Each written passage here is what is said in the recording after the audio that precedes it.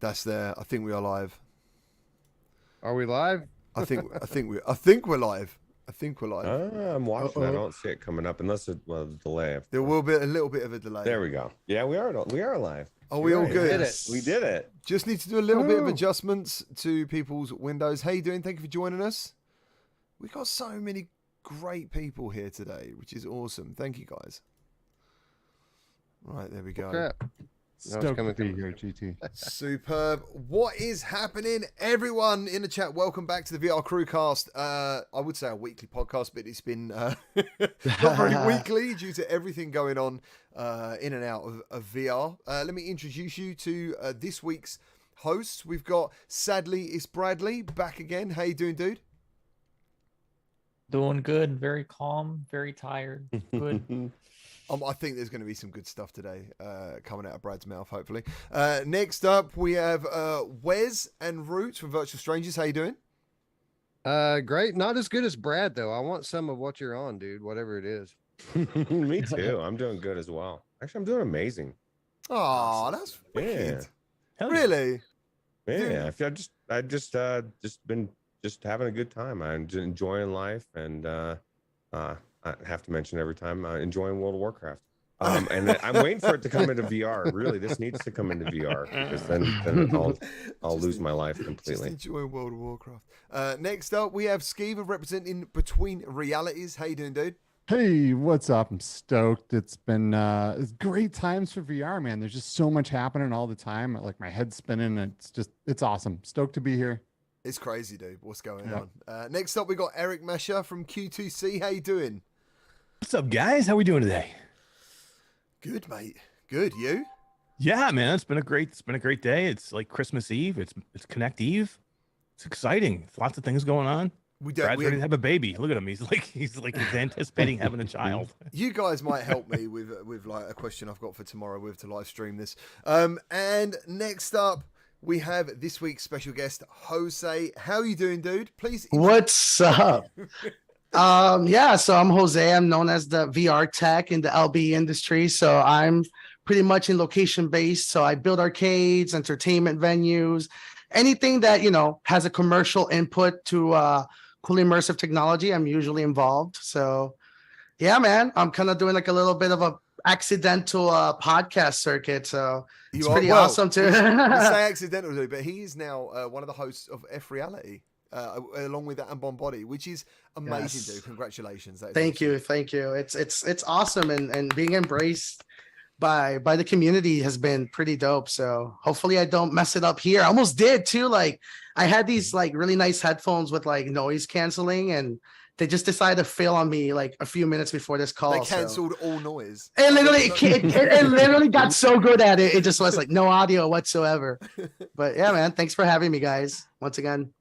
Do you know, I've been so lucky lately that I've met some of you in person now, and like meeting you, Jose, is one of those things where I met you and I was like, when you feel like you know someone already a little bit, like, oh yeah, I know this guy, I'm comfortable with him, it's all good, and you just know like that VR passion, like that was we recently done a Veil tournament in Miami, and the tournament was amazing. It was very, very cool, very, very cool.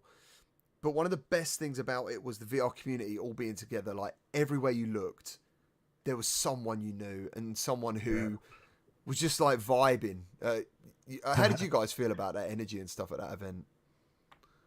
Yeah. I loved it, man. It was dope. Especially getting to meet you, man. Like it was exactly what you said. It was just, it's so we're so used to like interacting online and becoming fans of not just the content but the people, right? So being able to like get to talk to you and like it almost felt like I've known you forever because I know the way you talk. It was like almost an instant click. It was super dope, man. Especially the hug. I definitely gotta give a shout out to that hug, man. I was like, man, that's a hug. I want a GT hug. What the hell? Yeah. Man? Oh, dude, I'm telling you, I honestly, I think that's where this whole podcast circuit is coming from. I feel like the heavens just decided like it's your time now, man. It all happened after that hug. The hug is a blessing. Seriously. Yeah. It was Yeah, like, I thought it was cool too, man. It was that whole thing gave me goosebumps, man. Watching that event go live, and I had really never been to anything like that, even flat. But to see it all in VR and to see all those people there for VR and to see the players on stage and doing what they were doing, it was damn exciting, man. And I got goosebumps a few times. it was done so well as well. It was done really, really well. Like the headsets were like different colors, orange and green. And if someone died, their headset went out. Little things like that, and the announcers, the IVRL. Oh my god, they were. Yeah. That was like watching a bloody WWE match. It was so well done. Oh, And dude, that's exactly what I want. I to be honest with you, that's kind of like what I don't know if you've seen, but I've been dabbing with Tekman Jew Yeah. and Team Infinite because there's this weird raw energy that I feel exactly. It's like WWE that I feel like VR is missing that I kind of want to like help push for. It's like, yeah, let's settle this match, you and me, 1-on-1, like knockout. You know what I mean? Like I want that, and I want to see it. I want to see it like evolve and be involved in it. And I think one of the best things for me before we move on was seeing those young players, those teams of guys who've been practicing non-stop. They love the game. They're helping make the game. And that's one of the things. Like when I spoke to the developers, I know that they got a lot of shit in the beginning, Vale, and I could see why the NFT thing come out.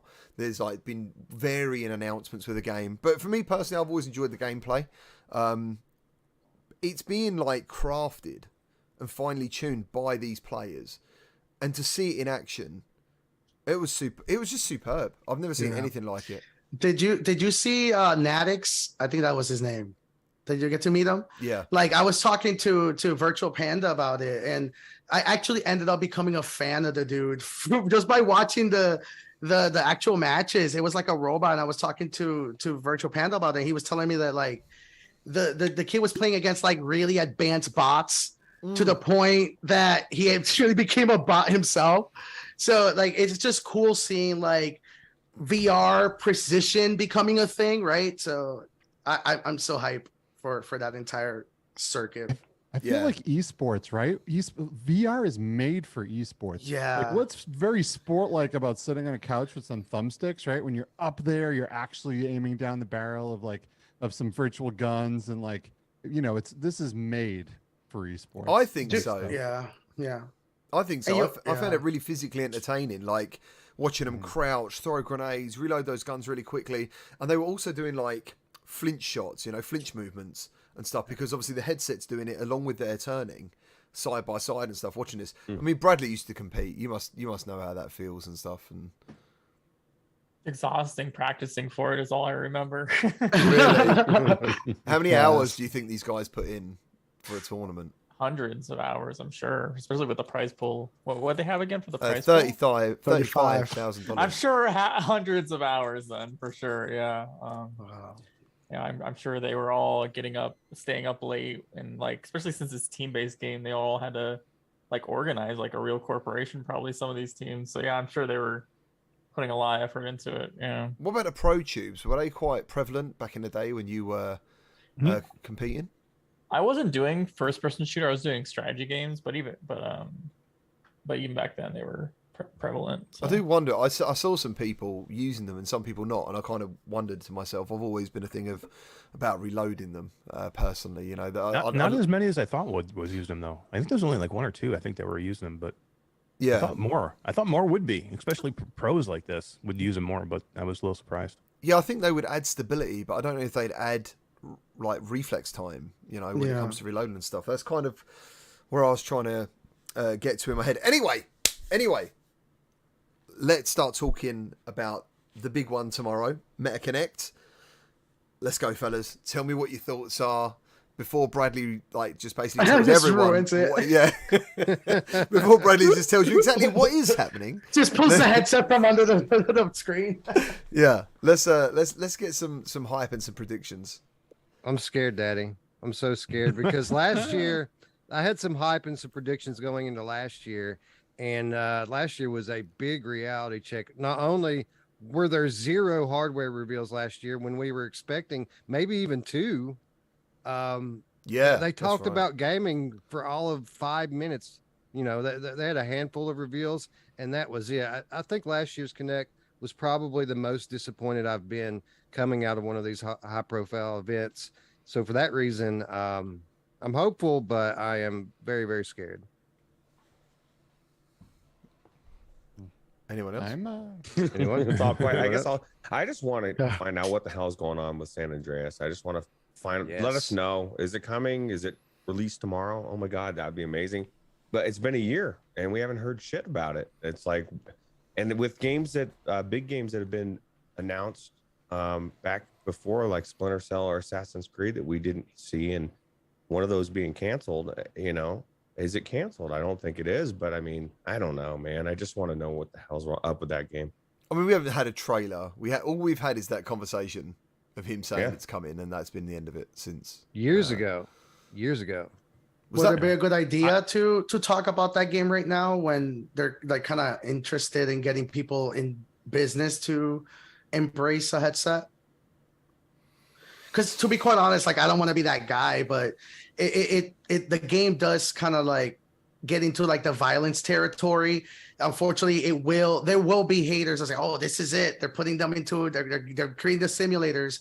Like I do want the game to come out and succeed, but I do feel that it wouldn't be right now in the messaging, especially if they want to focus on creator tools and all of that stuff. I don't know about if they had news, they'd show it. That too. San Andreas is their baby. This is their ace in the hole. If they had anything, trust me, if they're going to show it tomorrow, then they have some. But if they don't show it tomorrow, that's bad news for San Andreas, because if there's something to show, they want to show it because this is their baby. They don't care about that, about the violence. They want this game to come out and be an Oculus, game for the Quest 2. So if they have anything, they will show it. I just don't know if this is going to be a game event more than a hardware event. I think we're going to see a hardware event and a focus on platform and not focus on games. Come on, Brad. You look like you want to say something. I'm not sure. Like I look at everyone's face and I think it looks like he's got something to say. I don't really know anything about this. Most people seem pretty down about seeing that tomorrow, I will be honest. But again, no one knows. It seems like, well, anyway, one thing I wanted to kind of bring up, like as a speculatory topic, is what if San Andreas was originally planning to be developed for Quest 2, right? And then they realized this can't really run that well on Quest 2. And then next year a new chip headset comes out and they want to sell that new headset, and then they save it for a Quest 3 exclusive. I don't know if that's a thing, by the way. That's just like, I like to think about these things a little bit. Also, do we know, sorry for cutting you, but do we, like, you mentioned that you called it like their baby, right? But San Andreas isn't really Meta's baby. That's Rockstar's Take-Two's baby. At the end of the day, like maybe the PSVR coming, a lot of interest happening in the headsets probably made them also reconsider exclusivity. Maybe that's what's happening. It wouldn't make sense for Take-Two, which is a multi-platform company, to really venture into an exclusivity standpoint for a game that is going to sell like crazy on any XR2 chip based headset. I don't know if it'll be exclusive, but I know that they touted it. This was their big reveal. And, at one point was San Andreas, and this is what everybody's still talking about is San Andreas. This is what Roots just brought up. What he wants to hear. He wants to hear about San Andreas. So we're still talking about this. However long later was it exactly a year? Was it this event last year they talked about it? Yes, it was. Yeah. So exactly this is a year ago. So I mean, we're still talking about it now. So people want it, and like I said, if they have anything to show on it, I'm sure they would want to tease it if they could. Could be a timed exclusive as well. Like you would exactly. Every platform would want to have this on their headset for 6 months. First. I think Meta better bring it because there's like, what do we got? Like 10 headsets coming up. You know what I mean? Like there's a lot coming. There's a lot of competition coming, right? There's a lot of really good tech. And if they don't bring it, you know what I mean? All their investors, everyone that's like, are you guys making the right decisions over there? Right? Changing your name, going like all in on VR. If they don't bring it with all of this competition coming, dude, I don't even know. Like I hope they do, because There's a lot happening. What is Brad doing? Like, I just watch him all the time. He's just grinning and stuff. I just think it's funny because I think it's gonna be a disaster. No joke. Oh wow! I really do. I really do think it's gonna be an absolute disaster. Oh man. Either way, that's good for us to talk about. This is bad for like basically, yeah. The reason I wanted to know personally about this stuff is because I was really going to live stream it, and then if you go on like their website or whatever, it shows you the timings of the stuff, you know, and it looks like only the keynote at the beginning of it would be the only thing, apart from Carmack, the two things that I think I would personally be interested in over 2.5 hours. So I kind of think, dude, do I actually want to sit there with whoever for 2.5 hours? And I don't think it's going to be worth that at all tomorrow. I've got this feeling it's going to be about Portal and about meta movement and meta connections, and that's what I think is going to happen predominantly. I think they're gonna show off a device that okay, so let me just I usually don't go on Reddit, but I did go on Reddit like the past weekend and today, and I noticed the overall like activity and opinion. This is probably the least hyped Connect ever, I would say, like preactively. And the only people I saw that were hyped were people that don't believe it's gonna be $1,500, and there's like some copium going on, like, oh, there's no way they're gonna sell a $1,500 device. It's gonna be $800. It's gonna be $1,000, and those people are gonna have a very rude awakening. And just to talk about how last year was like only 5 minutes of gaming. There was someone in the chat. Sorry, I didn't see who it was. It already went up there. I do agree with them. They said that they like to separate their games into another event these days. Yeah, I do agree with that. I know it's really hard for us people to believe, but I think we're gonna realize it tomorrow. But Meta just does not see their devices as gaming focused devices anymore, and their main event is going to reflect that pretty obviously, in my opinion. So yeah, this is the feeling I have. I think tomorrow I'm going to sit here, I'm going to record my reactions possibly, and I reckon I'll end up with a 5-minute video. I get a question. So we're going. Meta's really pushing for business here, right? What is happening with their terms of service? How do you push your stuff for business, but you have terms of service that says, okay, businesses, use our tool, but we can take everything that you say and everything that you do and your trade secrets, and we can collect all that data and use it however we so please. And to say, like, you can't use our headsets to like really make money. You can use it as a business tool to train and things like that. But their terms of service are so whack when it comes to business that I can't figure out what they're doing. You know what I mean? Like we got headsets like the Vive Focus Pro and Vive Focus 3 and some other headsets that are business friendly, that you can license for enterprise, that you can add to the launchers and make it business friendly. And it's like they're like bipolar. I don't even know. There's something weird.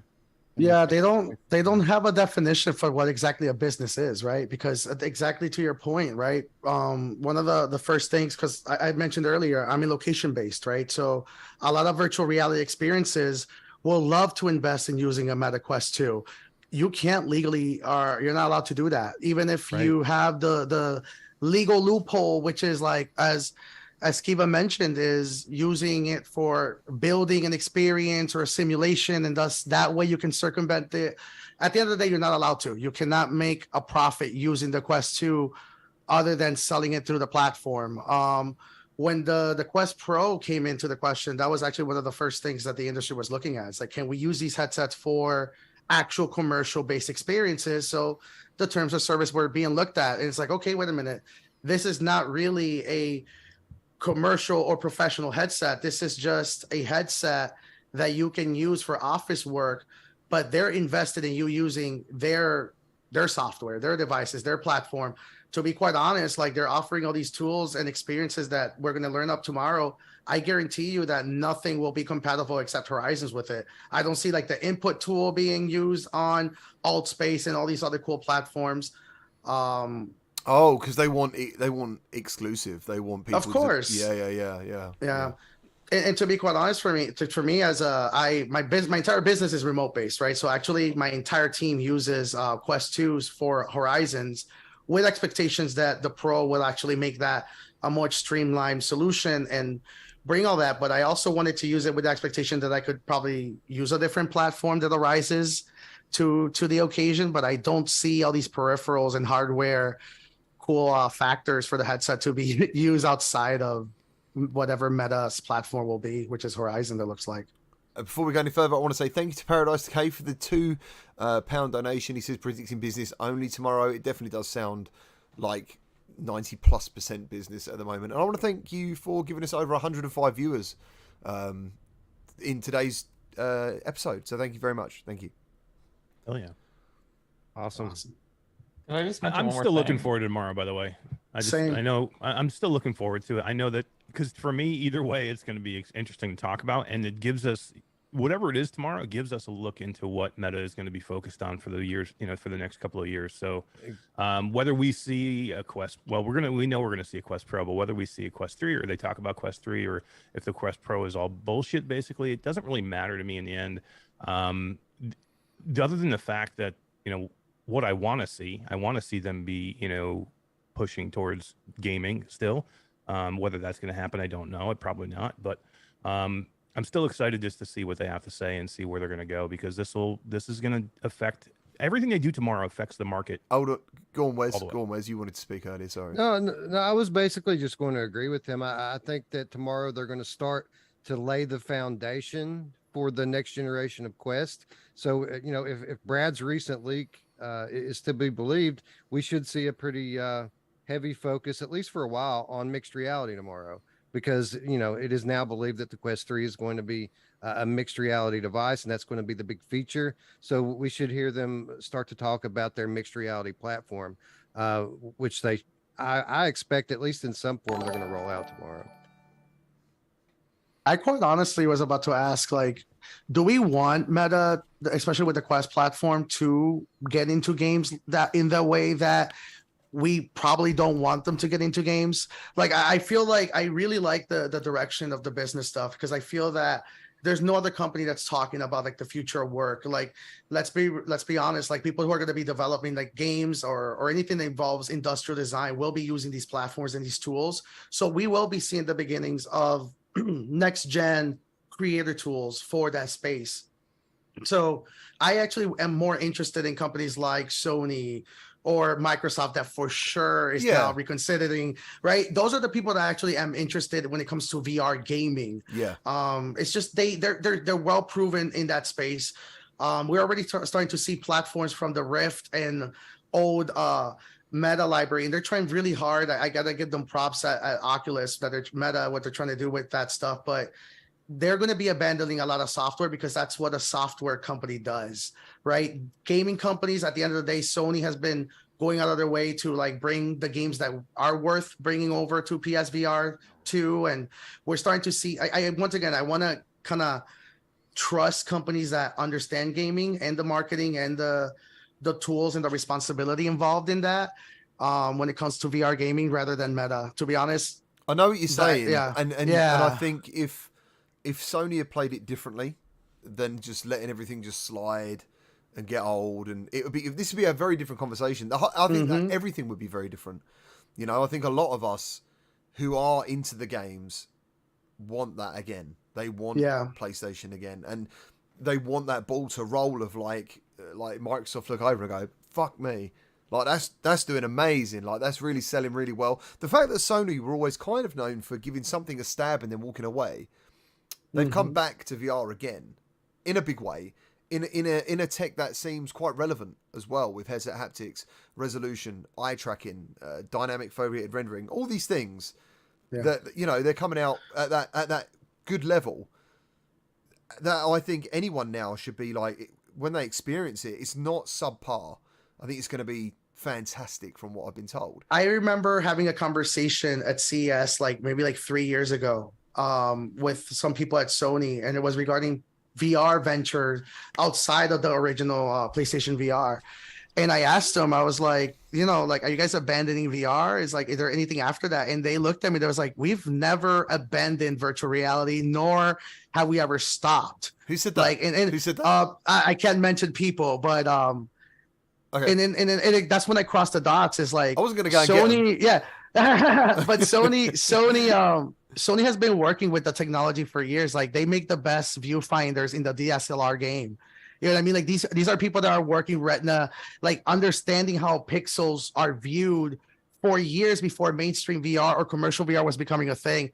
And you know, it took me a second to really grasp what he was saying to me. You know what I mean? It's like, oh Yeah. wow, like Yeah. And so he let me know, it's like when we're coming, the PlayStation VR was not even intentionally going to be their VR venture. And if you look at the original marketing messaging and everything, it was meant to be an add-on to the PSVR, which was like the VRI toy, just to bring use for that.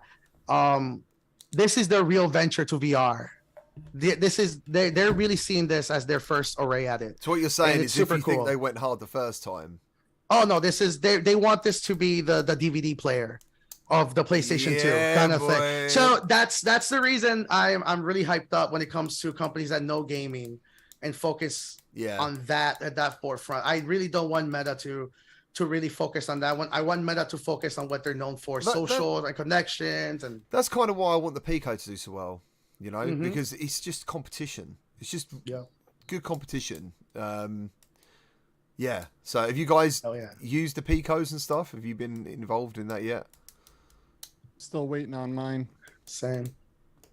Oh mine yeah. Next week. Yeah, next week I get mine. Yeah. I won't get one. I don't need it. I already have a Quest 2. What about if they put World of Warcraft on it? What do I need? What do I need a headset that's going to be?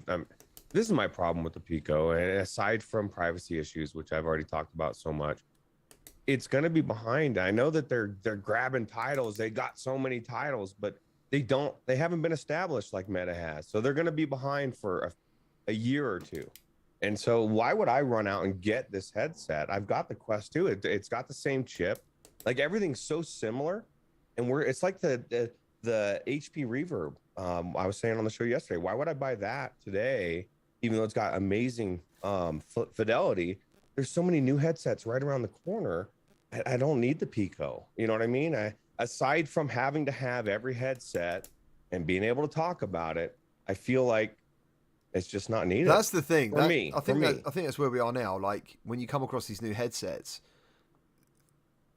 they're all quite similar at the moment. There's no really anything going, bam, like you got to get this, because unfortunately the Quest, I say unfortunately purely from a competitive standpoint, was so functional and so well priced, and they've got exclusive, and they've got the best known VR game in the world on their platform. It's a struggle. It's a struggle for everyone, and I do believe that PlayStation are the only ones at the moment that could topple that Titan.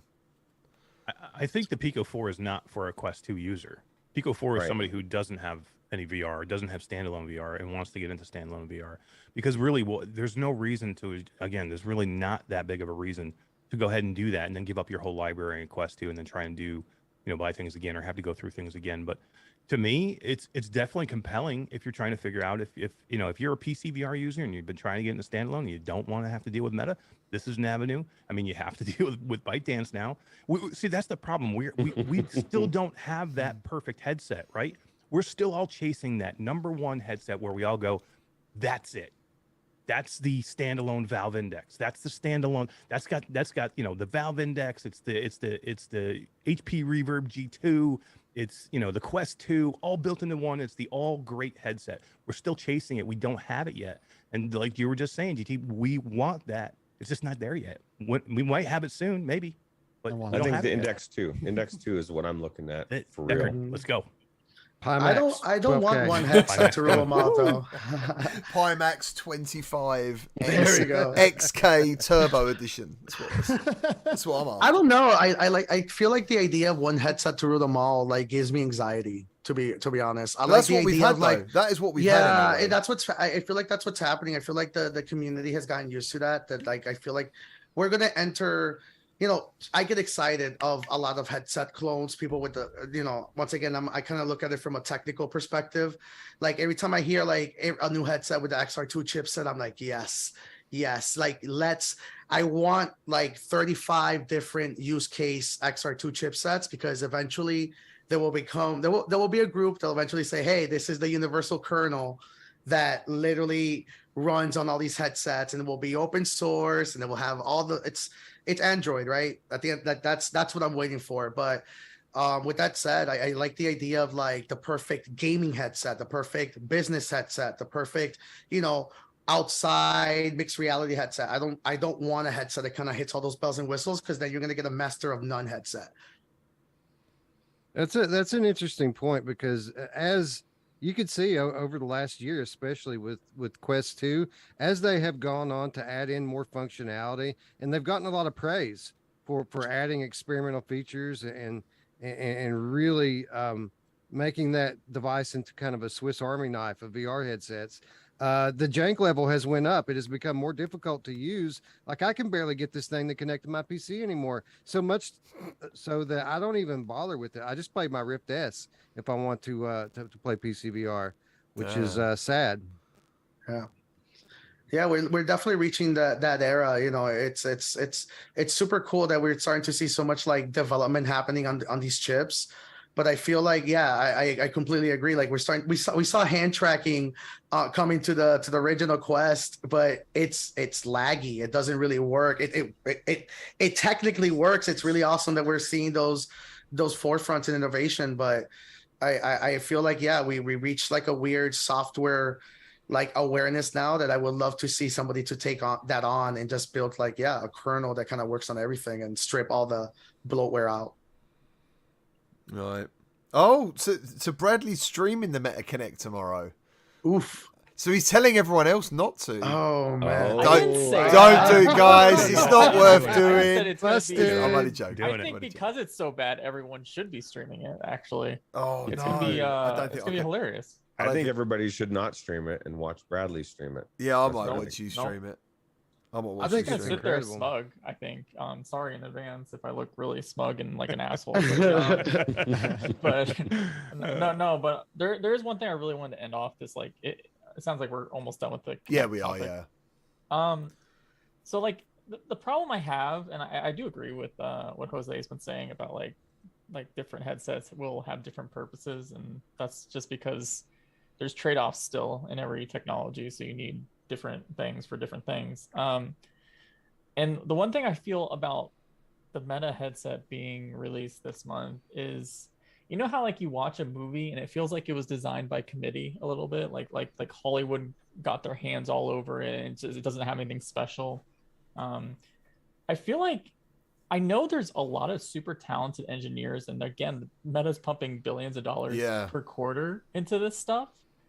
But I think when people see this headset and some of the specs, which are probably even less than what everyone's been reporting in terms of like resolution, for example, it's going to feel like a headset that is designed more by committee than something that is used by, or rather than people who use VR every day and really want like a super high-end headset that can do all these things. Like there was literally just an article that came out the past week that there's a big problem with the Horizon Worlds team, where literally none of them developing this app want to go in it like once a week even. They can't even get the people that are developing this app to touch it. And these are the people that, I mean, I know there's great engineers and stuff, but there's also these other people that just are there for the paycheck. They don't really care about VR. So when these products release to us, they're not going to be as good as we hope, because a lot of these people are not actually true VR fans. So that's the one thing I really wanted to end this topic up and prepare yourself for tomorrow. Really. Prepare. Oof, that's a way to hype it up. I'll tell you. I'll tell blow you it this, up. Oof. If not anything else, tomorrow is going to be a very interesting social experiment for the VR enthusiast sector, because I think this might be the first time ever that we're not overhyping an event. I don't mean, being kind of down on an event. We always overhype everything and are perpetually disappointed when reality doesn't meet the speculation. This is, I think, the first time ever that we're actually kind of underhyping and kind of down on an event. Yeah. So it's going to be interesting to see, because now if they come with anything at all tomorrow, it's going to be a big deal to everyone, right? It's going to be a bonus. That's the way to do it. It'd be like, listen, you get a voucher, 12 Quest donuts from Krispy Kremes. Everyone will be like, that's amazing. I can't wait to shit all over Meta. I may just have a good day. I'm gonna stream it just so I can freaking lose my shit and have a big old rant about it and go nuts, man. It'll be fun. Either way, it's gonna be fun. Let's talk about the Lizzo pack. I can't wait. The Lizzo Beat Saber pack. How amazing. That team's just working their ass off over there, man. They're so good. Man, just innovating at Beat Games. There's so much sarcasm going on here. It sounds. It sounded so real. For a second, I'm like, oh yes, I remember Eric's stance on Beat Saber. Oh man, that was good, man. That was good. I had an Xbox donut once from Krispy Kreme. I don't know if you got them in the States. That's awesome. It was really good. Did it red ring? Was it red? I'd jam in the middle. I'd do the towel trick on it to get it to taste good. You know what I mean? Well, here's the thing. It wasn't as good as the Sony donut, but the good thing is there was only like a dime, and they send you one every month. Oh, a little one. A box, a whole box. Oh man, thank you to everyone in the chat as well. The chat's been so busy. Thank you guys, and I know people talking about Pico 4. I'm sure everyone here will eventually drop their thoughts on this particular headset. It's crazy the questions I'm getting over this. More so than I expected. More so than the Pico 3. There's a lot more. I want to say hype, expectations. I think an interest in Pico 4 than there is Pico 3. And it's weird. I kind of thought from Pico 3 to Pico 4 being so soon, was it 6 months? I kind of wonder whether people were gonna react to that negatively and be like, "No, come on, I've literally only just bought a headset, and now you're bringing out another one already." Nobody bought the Pico 3. That's the problem. So there's not that many people rushing out to get it from the go to 3 to the 4. Although the 4, I mean, it's the timing. You know, if Meta hadn't just announced that they were raising their prices, and then Pico came out, announced right after, and they're announcing a lower price, and it's a headset that people can actually get. There's people, we forget, Meta can't. There's people in this country or this world that can't get Meta headsets, and so they got to do this weird workaround, and now they're gonna have a comparable headset that they can get easily. It makes sense. I mean, I watched some of MRTV, and you can't get Quest in Germany, I don't think. So it completely makes sense that his audience is going to be like, you know, massively hyped for this. Yeah, they finally get to experience what everybody else has gotten to experience with the Quest too, you know, or at least something comparable. That's a good way to do it, right? Give the people that can't get the headsets currently a comparable headset. But then the other thing is Pico 3s are all over location-based VR. They are selling like hotcakes, just not to consumers. Yep. Right? Yep. That's where they're Yep. That's actually that's really where they get their bread and butter from. Especially for every their commercial license is pretty straightforward. It's like, hey, do whatever you want with this. And that's exactly what I was about to add to you, Skiba. It's like are we ready to get headsets like almost every 3 months, like cell phones? Because that's what's happening, right? It's the same supply chain, it's the same technology, it's the same hardware almost. So it will be happening. We will be seeing when all these giant companies start, you know, we will see vaporware headsets. You know, that will become a thing. So I think we should just get used to it ahead of time. We will be seeing headsets like left and right, up and down, and they all will carry the same hardware. And the differences will be just small little features like fingerprint readers, and it's the cell phone mobile revolution all over again. Bring the competition, man. Bring the competition. Let all of these companies drive the prices down of the chipsets and the hardware, and the more that's ordered, the cheaper it becomes. So let it come. You know, give that's people choice of where they want to go. I'm all about there's a company that I'm very interested in about that hasn't really like talked about VR yet, and it's Samsung. You know what I mean? Like Samsung knows the VR supply chain better than anyone, right? They were the ones like with the Gear VR, with Oculus and all this stuff. Like, I'm curious what they're gonna do, and if they decide to start releasing headsets every 6 months, like what they do with their Note line and their Galaxy line, It's we're going to start seeing that very, very That soon. Samsung Odyssey was awesome. It was such a great headset. I really enjoyed it. Besides the Windows Mixed Reality controllers, right? The headset was fantastic, for what it was. But Samsung makes screens for, they are able to supply those screens to other VR headset companies, right? And so they can kind of do whatever they want. If they want to make a headset, they totally could. If they want to just supply Yeah. screens. But I'd love to see them get in and make like a really good Samsung headset. That'd be sweet. Yeah. That would be sweet, dear. That would be sweet. So, if anyone else has got anything to add to what seems to be the dumpster fire of MetaConnect tomorrow, is everyone... Brad, are you happy now? You happy now, Brad? Yeah. He's elated. Look at him. Oh, dude. There was someone I did... Go on. I'm sorry. There's one thing like people are saying like I'm high on something right now. It's just like I've had like the past 4 months of like just constantly something over my shoulders, and it's just recently that I was just told that everything I predicted 4 months ago is turning out to be true. So it's like I'm just like normal now. It feels good. So wait, people will see tomorrow. Mate, tomorrow soon you're going to see everything in code like Neo. Mhm. Do you know what I mean? It's just, I'm just saying it's Brad is Neo. Yeah. Dude, what if that would be amazing. what if like the meta announcement is actually just you're restreaming your stream, Bradley? Like what if... he knows what's happening before we do. Like, oh, dude, yeah. Brad's writing the keynote for Zuck right now. He's Oh, writing it. man. He's writing it. I'll be like, can I have some free barbecue sauce? Artful, Baby Rays. baby rays. Artful put, and everyone who bought a Pico Neo 3 got 35% off. That's really great. As long as they honour that for Pico 4 and they're interested. But he said, let's see Meta give 35% off a Quest 3 if you have a Quest 2. I don't see why they should, because of the amount of time the Quest 2's been around and been servicing the community. But what do you guys think about that kind of I thing? agree. Yeah, no way. That was way too far. I mean, they did it for that one, and if you didn't know that they were coming out with another headset, you weren't paying attention. They did it when they announced the Pico 3. They said, hey, yeah, and if we build another headset and put it out within a year, we'll give you 35% off. Basically, he's telling you they're going to put another headset out in a year. Yeah. So if you're pissed off because they did that's your fault. Basically, without telling you, told you that. But Quest 2's been out for so long. I mean, I can't. How long has it been out? Is 2 it years? 3? 2 years. Three. This will be 3 years. Yeah. Oh, 3. Wow. Really? Is it 3 years? Wow. Yeah. 3 next spring, right? Oh, okay. So it's 2.5 Wow. years back. That's crazy. That's gone really fast.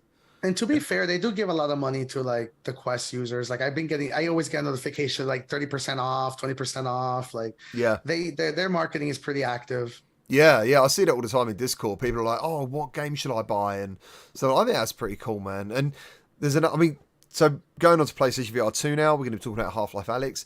I wonder if people are ready for the prices. Do you think the price is going to be higher because all the games are digital on PlayStation? I mean, what do you think is going to happen? Because at the moment, I think we've had this conversation, but I didn't have it with all of you, that at the moment, I would say you've got some games launching for free, $40.99, $24.99 seems to be of like, oh, this game's supposed to be really good. And then you got like the real top end ones like Bone Labs, which are hitting $39.99, which I think is quite rare as of late in VR. What do you think is going to happen with Sony? I think they're going to put out AAA games, true AAA games, and we're going to pay for them, and we're going to be happy about it. You know, that Bone Lab is amazing, and it's done so many things. It's not a AAA game, you know, not from the standpoint of you know, the hundreds of millions of dollars poured into it, and the 100 devs and all the shit that goes in with these kind of games that are built. It's just a different thing. You know what's funny though is that there are legit AAA games with hundreds and hundreds of devs making games that are way worse than Bone Lab, right? Right. Well, that's true. That's true. Yeah. But like Red Dead Redemption 2, No, just the mod alone makes it better than almost every VR game I've ever played. He says this every the time. depth of it, right? Yeah. Yeah, Well, and every then time. it's just so. Have you tried it? It's so amazing, dude. The game should go alone back is into it. amazing. The story, just everything about it, and the fact. I mean, that it draws you in, right? And so most of these games, and Bone Lab, if Bone Lab would be 1,000 times better for me, if they just made the climbing better and my arm not get caught in the fucking ladder like it did last year. You know, I kind of Like, enjoy that, but it is frustrating. I know what you mean. it's very frustrating, and it's very frustrating that it was the same problem with Boneworks, which was phenomenal as well, and they chose to not do anything except make it easier to climb up on, like push up on the things. And all it would take is, just like Wes said, just when your arm's stuck behind your back and you can't see it, just make it come out through make it pass through the ladder, instead of all of a sudden I'm trying to drag my arm and I can't. It's very frustrating. But I can see some people going off about that as well. You wouldn't know. You wouldn't know. Oh, you mean because it's out? As long as it's out your peripheral vision. It's already behind your back anyway. So when you pull it, it just would go through, and you wouldn't know. It would just all of a sudden would be there, and you could climb normal. Let's talk about Bone Labs quickly. How are you guys on the reception of this game? Like, you know, what sort of rating and review did you give it? Do you recommend it to people? Yeah, So- I think. I'm sorry. I think that the obviously there's a bit of frustration here. If you like kind of fast and easy gameplay, obviously this is not the title for you. And there's a lot of jank here, just as there was with Boneworks before it. But I think that the approach here from Stress Level Zero is so different than anything that we've seen before. I think that not only is this going to be a viable title for years to come, I think it's kind of a bit groundbreaking, and I think that it's going to be an example of innovation in the space. Heading into the next gen. This is a very different thing than anything we've ever seen before, and the way that they're incorporating the creator tools, kind of just interweaved into the collection of content that they're releasing. It's an entirely different approach, and I think that in the years to come we could see other studios and developers taking a lot of inspiration from it. Yeah, that's exactly what I see it as. I don't see Bone Labs as a game. I actually see it as an engine.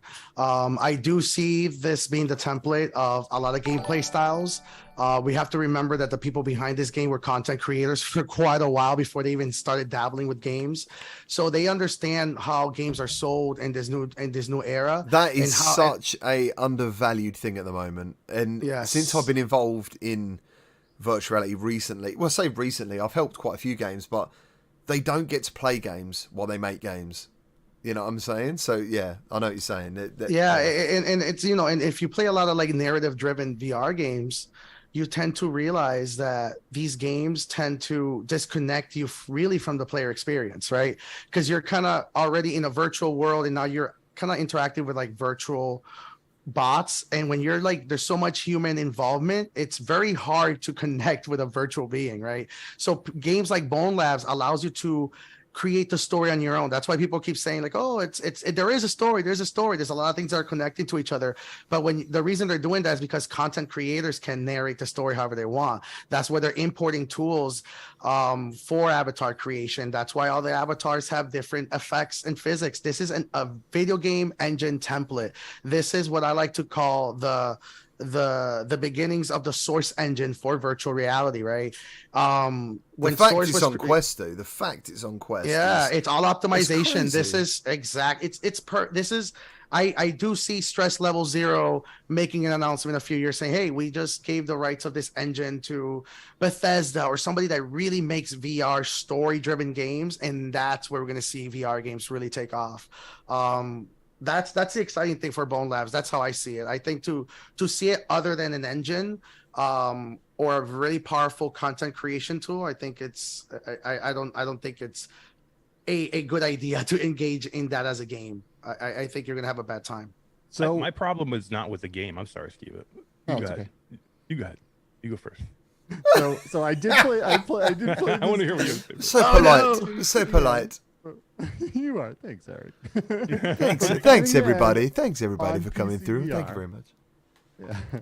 On PSVR, I went through this beginning to end of Stress Level Zero's content that they put into the game, right? Their story mode, and then I went back through again on the Quest from beginning to end. I played it. I loved it. I had an absolutely incredible time, just like I did with Boneworks, and I was floored at what they were able to pull off on the Quest. I think they now have made it so anytime anyone's like, we can't put that on the Quest, they can be like, no, you just can't because you're not talented enough, right? Boom. So that's one thing. But I think if they had incorporated multiplayer into this, it would have been an absolute smash hit. It would have blown everything else out of the water. And all of that being said, would I recommend this game to someone that just went out and got virtual reality, or they've been listening to all this hype and they want to know all about, oh, what's this Bone Lab? I'm going to go to Walmart and pick up a headset and I'm going to play this. Don't do it. This game does everything that a new player, it's just going to destroy new players, right? There's roller coasters, there's driving in carts, there's driving in back seats of cars, and like being thrown around all over the place and slingshotted across. It's going to make some people sick. So this is a VR veteran game. But for me, I loved this game and I had a blast and I want to play it through again, and I will. And I cannot wait for the years and years of mods and contents that are going to come to this game, because the engine for me is exactly what I want. As an enthusiast, it's what I want. So I love it. He loves it. Yeah. Did anyone get ill playing Bone Labs? I didn't. I wanted to. People were like, dude, you're going to get so ill. And I was like, really? And I really wanted that to happen, but it didn't happen, unfortunately.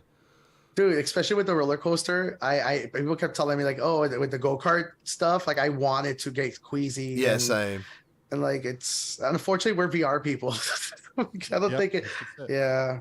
Yeah, for sure. Just want to thank Snow Toad, and I'll never forget I met Mr. and Mrs. Snow Toad at EGX. Thank you ever so much for the £2 donation. He says, loving the conversational passion. Thank you, dude. Thank you.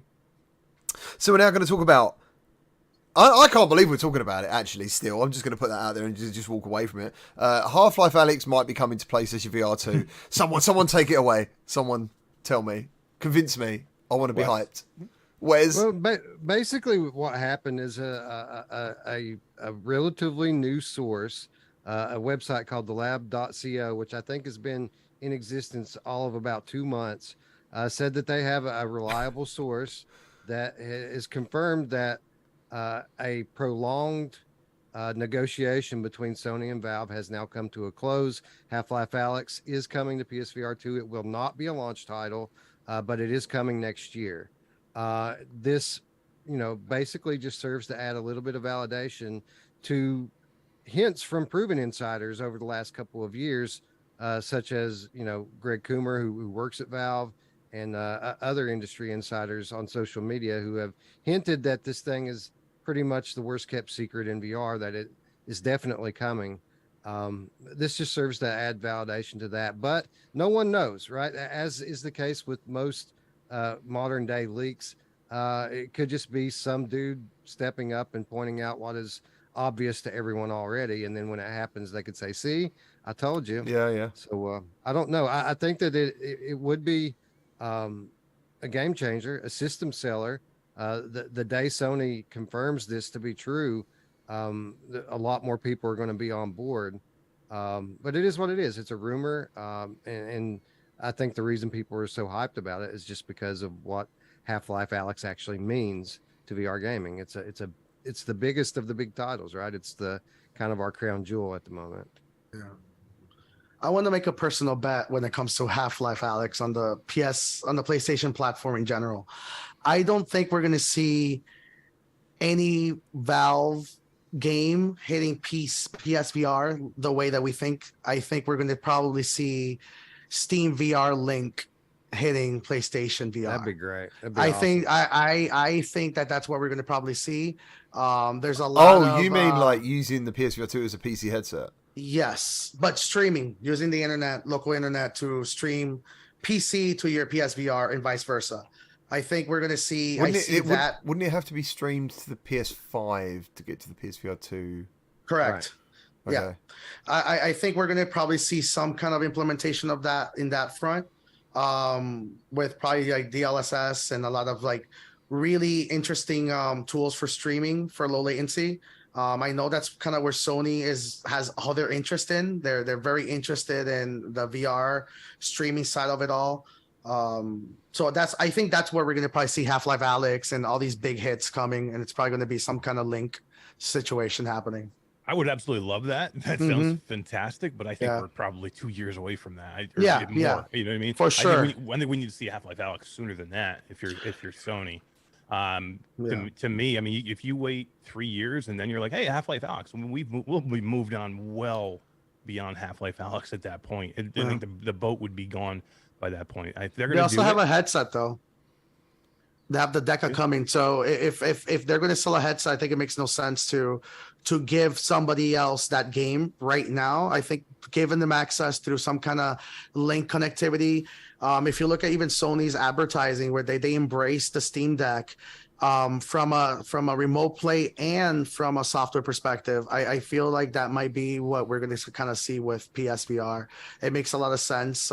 We might like that's the exciting thing. When you even hear when Microsoft, when it comes to Xbox, a lot of people quote Microsoft's original quote regarding VR, where they said we have no current interest in working with VR, but it's the full quote. They have no interest in working with VR, but the Xbox One Series S can run VR very well.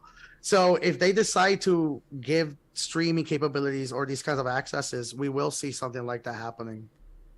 These are all really good points. I would say that if we look back in the past, then it would make sense for Half-Life to come, because Valve has always worked with Sony in the past and brought Half-Life games over to Sony consoles. So I don't see why this would be different.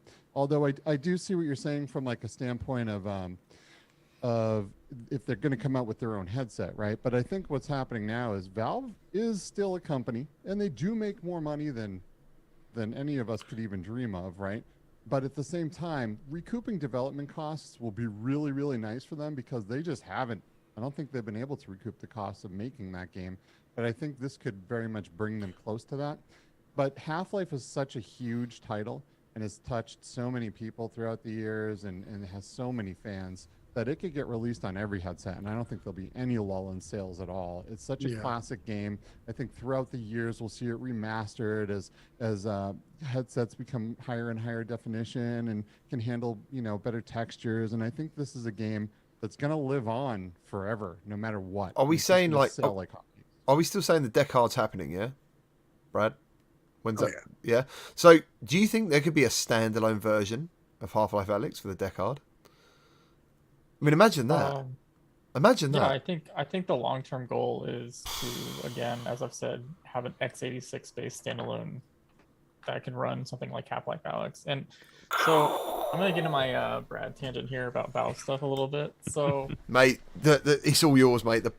Yes, please go for it. So, I'm not saying it. This isn't true or anything. Like, I don't know. I don't really follow their software stuff, but I do follow Valve, and like their culture is a little weird when it comes to doing stuff. So first I want to mention so previous times they would port games to systems like the PS3. That was before they were selling hardware themselves. Half-Life Alyx is still kind of a thing that they can hold over to get people to come to PC. It's one of those only things they can get people to come to PC, their Steam platform, and that's the biggest benefit to Valve always is they don't care about selling headsets. They don't care about selling hardware. They want people to use the Steam platform. So that's where my first red flag is a little bit when I hear this stuff. Unless they made a deal and Sony will bring. When you say this stuff, you're talking about the PlayStation version of Half-Life Alyx, yeah? Yeah, okay. yeah. So unless they made an internal deal, yes, we'll guarantee that AAA Sony stuff will make it to PC VR, in writing, then maybe. But then there's also the cultural stuff where even today, all of the ports that are done for current consoles from Valve are actually done by third parties. Where the most recent one was the Portal games for the Switch. And yeah, they pretty much give the entire source engine code and licensing to it, and just let them deal with it, because Valve doesn't want to do it themselves. No one there cares enough to do it. They just want to work on what's fun usually. And when it comes to Half-Life Alyx, that is the most recent version of their Source 2 engine, which they've been very protective of in terms of the source code stuff. They've had some very bad previous stuff happened to their source code of Source 1. And I think they'd be a little bit more protective of giving that out to a third party to port over to PSVR 2, for example. So if they did port it to PSVR 2, I have to imagine the best case scenario here where they actually got a team of people that they decided, okay, we're going to actually work on porting this over. We're going to probably strip out the workshop stuff because, I mean, if there's no Steam, there's no workshop mods or anything. And we got to figure out a way it's going to benefit Steam in some way because that's where our main money maker is. That's where like I'm like, I don't know. It's tough. Valve is like a weird thing, and they drive me nuts. So yeah. I think the trade thing is a big thing. You know, there's been a lot of titles that have been coming to Steam from Sony the last year and a half, right? And like you said, if they could get a lot of these old titles, even like Rush of Blood or any of these old PSVR titles that to come over to PCVR, I think that could be a good trade, right? If it was a big enough thing, like you said, in writing, I think that could be something going on behind the scenes. Right, and in addition to that, I mean, if they're looking for a reason, something for their internal development team to get excited about with regards to porting this to a PlayStation VR 2.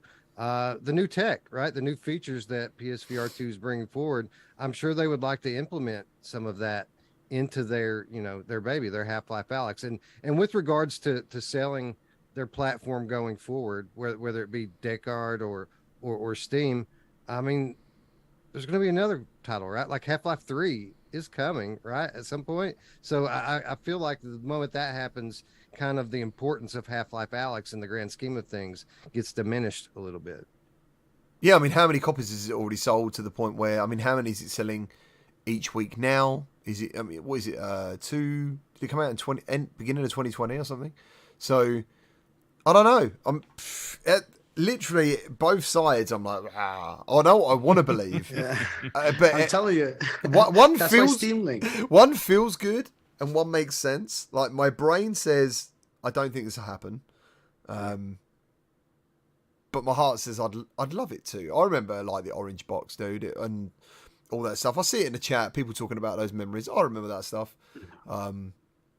It'd be incredible, but everyone makes great points. Everyone makes great points. Apparently, Returnal's coming to PC next. Oh, I can't wait till Luke So Ross good. or somebody. Returnal. What are you talking about? Sony just bought Valve. That's what I heard. It's all over. It's all over. It's crazy though. Like when Wes started the whole conversation and he said about Half-Life Alyx, it is a system seller. The amount of people I met at EGX who haven't been in VR since Half-Life Alyx, so they bought an index at launch if they could to get a free copy of Half-Life Alyx, and then they sold their index.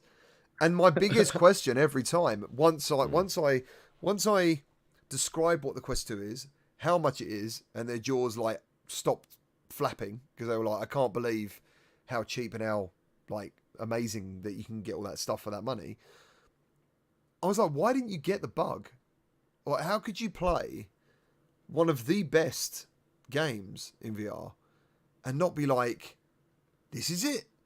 It's because That's blowing my mind right now. Yeah, They moved on to all the shallow games, and they said this isn't what I'm used to. I came from AAA flat, and I played an amazing AAA game in VR, and then I went and I played Garden of the Sea or whatever. I reckon they looked on the is, Steam right? store and just saw like all the sex VR things. Yeah, all the simulators. I just think maintaining that audience, that AAA audience, is harder than it seems, right? We love the technology. We're enthusiasts. We love are everything enthusiasts. about it. Yeah. But for the average gamer, they want an amazing game experience. And when they get into some of these games that, I'm sorry, are very shallow, the gameplay loop, they start to feel like it almost, I feel like VR is still in a way in a gimmicky stage, at least partially. I think you're right. It's frustrating to say that, but it is. No, I think you're right. I was talking to someone today, and we was doing a back and forth on the VR Realms upcoming episode of his podcast, and I was like, you got to remember, we are enthusiasts, but we forget we're enthusiasts because we're surrounded by enthusiasts. So all you're surrounded with is normal people, to us. But outside of that bubble, that's why when you go to these game shows, not the Miami event, like actual game shows, you realise how small VR is and how people are like, oh, what's that? That looks really cool. Oh, and just walks off again. And you're like, you know? That's where the Quest 2. I'm sorry. That's where the Quest 2 is a blessing and a curse, because it has brought VR way past where it would have if it never came out. But it has hurt VR in a way too, because it has put us in this thing where where a lot of people want these mobile games, and that's where a lot of the developers are going, because the money is being spent on these games. You know what I mean? So it has basically it has propelled us forward in the in market share and you know, in getting it out there to people, but it has brought us backwards in AAA games and the depth of games. There's some unreleased games now, and I'm not going to say any names. There's a very, very recent one that I saw the graphics of, and I was like, I don't think I can get hype for this. Like, it just didn't excite me, and it was a Quest only game, and I was a bit like, maybe even I'm getting to that point of like, I need more now. Like, I need that next thing, you know, and it's not about resolution. the AAA VR mods ruined me. Like all these ones like Red Dead 2 and all these very deep games. And then it just really pointed out. And my son said right off the bat when I showed him VR many years ago, he said, it's really cool, but the games are a little shallow. And I actually got offended. I was like, I started defending it and stuff. But over time, he was seeing things, like you said, not being an enthusiast, that I wasn't seeing. And I think we've came a long way. A lot of these developers are starting to realize that, and they're getting that gameplay loop. That's the most important thing. Listen, we get in there and we look around and we see everything, and everything can look amazing, but the gameplay has to be engaging to make me want to go back in and play it. Ghost Runner is so addictive, and like it's the gameplay loop is so fun that when you put it in VR, it's just amazing. I haven't tried that yet. I need to try that.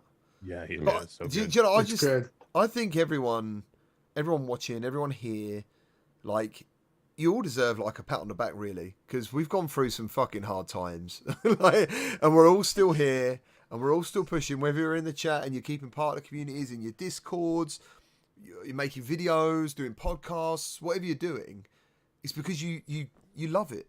You absolutely love it, and I just think maybe in a couple of, well, maybe even in a year, you're going to see so many more new people suddenly coming along. Because at the moment, I mean, I recognise 70% of the names in this chat, and I'm sure you guys do from your channels as well. You know, like that, we are VR. Do you know what I mean? We are that little slice, man. Do you know what I'm saying? It's crazy. It gets to me. Like, I'm like, wow, it's crazy. We're going to look back fondly on these times one day, as when the times when our family came together. And I don't just mean us as content creators, but I mean us as enthusiasts in general. Our little pocket that we have right now, you're right, it's going to be built upon in the coming years. Yeah. But we've made bonds and relationships over the last few years that are going to last forever, and we're going to look back fondly. I think we've done it right. I think everyone does support each other as well. It's not bullshit. It's not like, I think it's been good. I think if this is the building blocks of a future VR community, it's going to be okay. Yeah. Well, you know what was the big thing is, no matter how we all think VR is right now, or what your opinion or my opinion or Brad's is or Jose's is, we all want the same thing, right? We just have maybe a different opinion on how we should be getting there, or how it's going to get there. But we all have that same passion. We want virtual reality or augmented reality to be amazing. We want it to be a big part of our lives and what we do. We've all dedicated ourselves here, and the people in chat have dedicated huge parts of our lives to this. It has consumed most of what I do now, as with many of you. So, you know, this is something that we're all passionate about, and this is something that we can all get together on. We just want to show everybody else and people who aren't getting into it, what the fuck is wrong with you? Yeah. Right. Question your soul. Hallelujah. Damn. What was it going to say? How do you follow that up? Man, I thought you were gonna run. I thought this was like a presidential announcement or something. I was about to like vote for you. It's like whatever you're doing, I'm supporting you 100%. Sweet. Crazy stuff. One thing I wanted to touch on again, or not, new, is the HTC corner screen grab thing that they do, where they, it could be something to track your ears, but everyone hopes it's an HMD. Apparently, they confirmed it is an HMD. Coming. Does anyone know what's happening, Brad? Does anyone? Does anybody know, Brad? Brad? Does anybody care? I don't have enough energy to pay attention to anything HTC is doing. It's Sorry. tough, isn't it? It's tough. That's the thing. First thing when somebody asked me about it, I think it might have been Wes, if I'd heard about it or something, my answer was, did Valve make it? Because since Valve made the one headset that actually was good, I'm not really interested in their hardware. They've got the Viveport Infinity is amazing, but other than that, I'm not interested in what HTC is doing. This is what I am interested in. How are they still in business? Because they've lost money like every quarter for like years, and they're still running. I don't understand unless they're subsidized by government, is my guess. There you go. I like how you answered yourself. So LB location based is one of the commercial VR. Is HTC has the dominant foothold on that. In the private sector, arcade sector, the Vive Pro is still selling like hotcakes. I don't know if you can see behind me, but I have a little graveyard of Vive Pro parts, and that's literally where my daily bread and butter comes from. I get headsets shipped in all the time, and that's kind of where the Vive ecosystem really thrives. In terms of what they're teasing, I heard it was a Flow 2 with controllers this time. Oh, I hope that's really what they're going after. I hope it is standalone. I don't care if it doesn't have like a powerful XR2 chip. I will be okay with like a movie player that can do some basic tracking for flights. I think that when they released the original Flow, they didn't think of that use case, and then we're like, oh wait, this makes sense, and they tacked it on last minute. What have you got there, Eric? What are you holding? You got to buy Flow. There you go. Beautiful paperweight. I'm trusting HTC so much because they've done so well with this. Dude, exactly. It's so good. It No, truly it's not. is. Well, I like the form factor. No, hold on I like the form factor. Yeah. Jose, he is sarcastic. He got me. He got me. Jose, this is what we all want. This is what we want in a VR headset, because this thing is probably the most comfortable thing I've ever put on. It's super comfortable. I can put this on. It's great. It's like wearing a pair of goggles, but it's a big fucking paperweight. You can't do anything with it. It doesn't do anything. Yeah. You can play that one game. HTC. They do this shit. Yeah, you can play Squingle. You can play Squingle. Yeah. It's amazing. It's $500 Squingle headset. It's a repackaged Huawei glass that came out. Exactly. And that's if they make that into a VR headset, then I'm all aboard, HTC. Yeah. But they prove to me that they can't do Twitter anything. Twitter? Yeah, this is a big DMs got it. Sorry. This is a big problem, right? Because they put out this new headset. It's very small. It's very light. It looks very attractive. It's aesthetically pleasing, and people go, "Oh, it's HTC, right? It's HTC. This must be the thing." And then they buy it for $500, and they put it on, and they go, and they're pointing at things with their phone, and like, "Oh, VR's not there yet. It's just not there yet." Yeah, and that's a bummer. But at the same time, I will say that HTC right now is hiring lots of people, and they've hired a lot of the people that I know, and they're like, things are happening over there, and I'm not exactly sure what they got in store, but like they're ramping up for something, and it's really making me very curious. They are OGs, dude. They are the OGs, really. Yeah. If I they could, are the OGs because of Valve. Right? Valve did all the work for the one thing that they had that was super successful, and they said, "Here you go. Here's the thing we did all the R&D on," right? And ever since, their next bits of success have all been with just changing little things here and there to make that one successful thing last, right? In business is where everything has kept them alive, and location-based VR and all of these spots. But they have yet to do something all on their own without the involvement of Valve and have it be a smash success. But that being said, I am rooting for HTC. I want them to come back and be, I really want them to succeed. I want, more players in this game. I want to see the OG, HTC Vive crew like do something, right? And do it well. And them ramping up all of these people and sucking in all this talent. I'm very curious. So If I could paint a picture here of a hypothetical future, Do I need to close my eyes? to sure, yeah, do it. That actually would help quite a I'm bit. ready. I'm ready. A reason to be excited for what HTC could be working on. First of all, I'd like to point out that most people who have used a Vive Focus 3 are very complimentary of it from a capability standpoint. Apparently, that's a pretty impressive headset that no one has used because it was enterprise focused.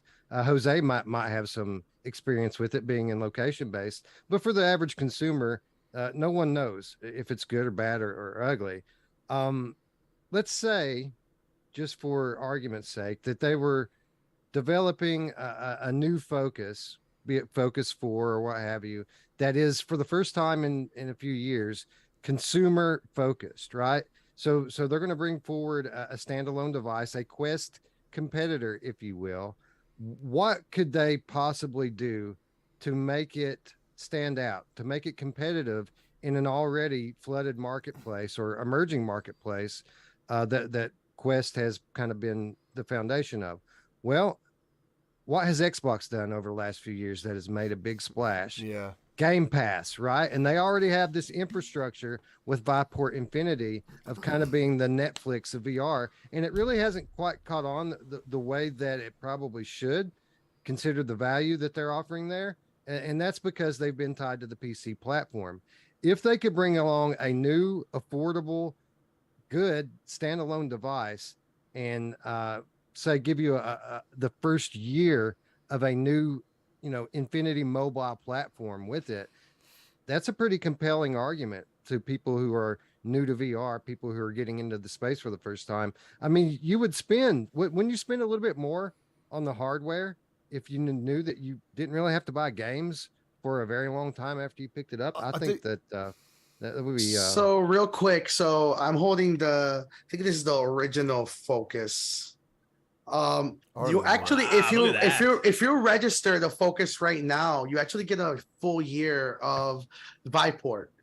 Actually, any headset that you get already gives you that. So there isn't real value to the Viveport ecosystem, regardless of what headset you get. And also when it comes to the Focus 3, the Focus 3 doesn't make sense to have. There shouldn't be a new Focus right now. Like the Focus 3 is, I would say, almost comparable to a Quest Pro, based on what it's being announced. So it makes no sense for Vive and HTC to release anything in that line at the moment. Next year, for sure, we will see definitely a Focus 4 or maybe an announcement this year for next year. But in terms of what the Focus 3 can do, I hope we don't see a consumer-facing HTC or Vive headset anymore. I think that they should go hard against Meta. I think that's kind of where the lane that I really want Meta when it comes to the VR approach is to stick to business, and I want HTC to kind of spearhead on in that side. I don't like the idea. Once again, the reason that we were talking about is because when it comes to games, I think Vive has failed us over and over again when it comes for them trying to please us when it comes to gaming. And when it comes to business, I love Vive. I love what they're doing. I love their support system. What they're doing with iFixit is really dope. That they're really letting people like repair these headsets on their own. I don't want them in gaming. I really don't. I don't think that the consumer world requires Vive. They gave me 100 keys to give away for Viveport, and it took me a month to give away 56. And in the end, there was just odd dribbles of people going, "Hey, you got any more keys left?"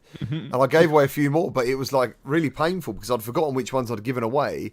Oh no! And I was just like sending out, "No, that didn't work. No, that didn't work." And in the end, I was like, "No, I've got none left," because it just got really hard to do it. But I couldn't believe it. I couldn't believe so many people weren't interested in that because I tried it once. I thought it was amazing. To be honest, I thought it was really cool. That's the best deal in VR. I know Humble Bundle plus games. Yeah. Yeah, but imagine if they could do that with mobile games. Imagine Yes. that Infinity was mobile games. That could change the tide of dominance, right? When you pay $10 a month or whatever for like the Netflix of all of the games available on the ecosystem, that could be really big. Yeah. I feel like HEC is too small to sustain something like that in the long term, though. Like, Mhm. really, you're competing against ByteDance and Meta. Like, I really don't see how they're like all those companies are gonna do is do their own Viveport. You know, like in like a few months time. I don't know. I agree with Jose. I don't think they Yeah. can. I'll tell you a little story. I was dealing with a LBE game that is on Viveport that I was testing out, and I reached out to the developer saying, "Hey, we're trying out your Viveport version of the game," and the response was like, "I never authorized this game being on Viveport." And a day later, the game was gone. Wow. Maybe How does that happen? I don't know. Maybe there's a lot of games on Viveport that That's crazy. It could happen, but so yeah, it's really not self-sustainable, as Bradley said. Like it's not. Yeah. They sold a metaverse phone, guys. Remember that? Oh my God. I don't know. Do you remember their advert? What was their advert with the people drinking wine or something? What was that? They made their own metaverse, didn't they? Viveverse. Viveverse. Oh, What that's a so fire funny. that is too. Holy What crap, happened to man. that? I've What not. Has anything happened? It's like You they're can all sell drunk over there. NFTs. You can share your NFTs with each other and sell them and share them. Is that I what think it truly is an NFT platform. Oh dear. Yeah. Damn, bro. That's some crazy shit. What about Apple? Yeah. What's happening with Apple while we're talking about new headsets? What's happening? Brad, what's happening? It's just everyone in the supply chain really do believe it's coming out next year. Like, Really? they are willing to bet on it, like money. Is it big money though? It's going to be big money, I think. Oh yeah. It's gonna be very expensive, but this is one reason why, like, you know, if this all comes true and like even the rumored specs that everyone throws out for the Apple headset are like somewhat true, the Quest Pro is gonna look like a BlackBerry moment, you know, like honestly, it really is. Oh, I fucking end up hating the BlackBerry. Yeah, well, that's kind of Dude. like that's kind of where the Quest Pro and like whatever Apple's doing is like targeting the same kind of idea, honestly. And like, even though the Quest Pro will be cheaper, I don't think that worked out for BlackBerry back in the day when the iPhone came out, you know. So that's why I think, you know, if we're gonna talk about the Quest 3 thing, like the Stinson, you can already see that Meta is changing some of their ideas of how they're going to compete against like a high-end mixed reality device and like an actual ecosystem and market for it. It all makes sense when you like see all the bits and pieces of the industry and how they react to things. That's what I mean. Imagine it's a bit like what you're saying, Wes. The Apple headset would have like Apple Arcade, for example. That would be amazing. Imagine Yeah, that. I think this is where the gaming industry is headed. Not only What subscription based? You think? subscription based, yeah, subscription Okay. and cloud. I think Microsoft actually is a bit of a visionary in this, as they're kind of. I mean, they're still, solidly in the number 2, way behind Sony. But I think that their move toward cloud and their move toward subscription is kind of a stroke of genius. Is going to pay dividends for them going forward. Nice. Yeah, that's actually they're winning, especially exactly to your point with Microsoft, is that they're if there's going to be a company that I would trust to kind of like dabble in that world, it will be them, especially when it comes to PSVR, right? A lot of people don't realize that, but Microsoft is actual online infrastructure for Sony. Sony at the moment does not have, their own cloud-based systems. That's all Azure-based. So that's all Microsoft. So it's very interesting to kind of see where cloud gaming and licensing is going to go. That's kind of like the world I pay attention to a lot, especially when it comes to new headsets. It's really interesting how they have all the infrastructure in place for it, and so fast too. Cool. So final summaries for tomorrow. Are we getting the price and the release date of Quest Pro tomorrow? Yeah. Yes. Okay. Pre-order. Can you pre-order? You think you're gonna be able to pre-order tomorrow? They're gonna announce, hey, pre-order right now after the show. Is I think it'll anyone be is close. anyone gonna pre-order? Nah, Anyone in the Rudes chat? is getting it. Anyone in the Rudes chat? said he was gonna get it. Come on, Roots. God, No, Roots. yeah, I was thinking about it. I think I'm gonna. Never mind. I'm gonna sell my computer. Forget it. Mate, I've heard People wow. can buy a Quest 2 and buy a really nice PC right now because all the like GPU prices and stuff, and just like have best of both worlds there. You know, if you're into gaming, buy a Quest 2 for standalone titles, buy a pretty good PC for everything else. Yeah. That's it. That's true. There's 120 odd people here. Is anyone thinking of buying this headset? The Quest Pro? I think the AR is going to be just as gimmicky as VR is for a year or two. And so like, I'd rather wait for the Quest 3 that, or maybe, I don't know if the Quest 3 is going to have AR or not, but if what Brad is saying and Meta's changing things, it's clearly going to be probably a better headset than we thought it was going to be. I don't know. I think every VR headset will have AR implementation eventually. Like, I think that it's got to happen because as much as I love VR, I think AR will be the thing. And I'm sure we've said this before. I think AR is going to be the thing that we use every day in our lives, and VR is going to be the thing we use for fun, kind of thing, or maybe meeting people or something across the world where you need to change, where you need to go to a different world. It's going to be VR, but when you need something in your world, it's going to be AR. That's what I think. Can I read off a new job listing from Valve? Sorry, I always like to bring up Valve, but they posted a new computer vision job listing for VR hardware, and even in it says that they mention camera pass through and environment understanding. So even Valve, who has been so VR focused, is looking into the AR stuff too. So it is definitely the path for all these companies. Isn't it ironic when you really know like Steam VR's true beginnings and know where the original tech is at, and all of a sudden Valve is like, oh wait a minute, guys, AR. That's like something I don't want to. Exactly, that's something like I there's a few people that I know in the industry that I want to talk to, especially regarding what you just said. That I wonder what they're gonna say about when Valve really starts talking about mixed reality and augmented reality, because it's gonna be awkward. It's going to be really, really, really, really awkward. You think Valve is a little upset that they sold all their augmented reality research to Jerry Ellsworth when she left the company? Was it sold? Yeah, she bought it. Well, she was giving it, but was it sold? Well, she said she said no, she has it. She has it. Oh, that's cool. And she bought it, and she has a price tag on it. That is a flex. I always thought that she was, you know, like I've heard the story that she demanded that she got it. But I never knew that she actually purchased it. So if she purchased it, I think Gabe let her buy it for like $5 or something. Yeah, it was like. Oh boy, that is a paycheck. Oh my gosh, Jerry, if you're watching this in any way, shape, or form, sell me that paycheck. I just want to have that. You want that check that mount? Yeah. But there is. Sorry, I love talking about Total 5. But you know, she started that one startup, which was Cast AR. Yeah. And that license was pretty much put into that company. And when that company went out of business, she actually had to repurchase that again for way more money. She drained her savings account. She said rebuying that. Right. So that is putting your money where your mouth is. Wow. That is, man, good for just wow. You know, going back to the Quest Pro and will we buy it?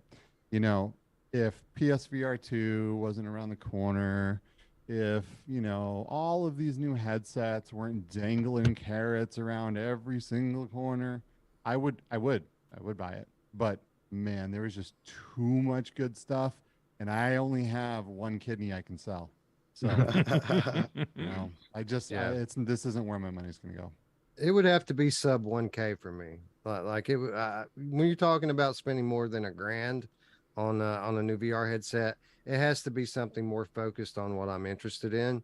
And, you know, all of this kind of social stuff, that the social platform that Meta's trying to build, it's super interesting, but it's not good enough today for me to put that kind of money into it. Crazy. Well, I think we'll end today's show there. Thank you, everyone in the chat, for joining us. It's a true blessing to have so many of you here. We are going to be here as many Mondays as possible in the run-up to Christmas. I think hopefully everyone here is enjoying the show as much as I am. Thank you, Bradley. Thank you, Wes. Thank you, Roots. Thank you, Skiva. Thank you, Eric. Thank you, Jose. Yeah, dude. Fantastic show. Thank you for having us, as always. Yeah, man. Have fun. Thank you, guys. It's so good. Cheers, guys. Thank you in the chat. Take care of yourselves. See you next time. Thank you.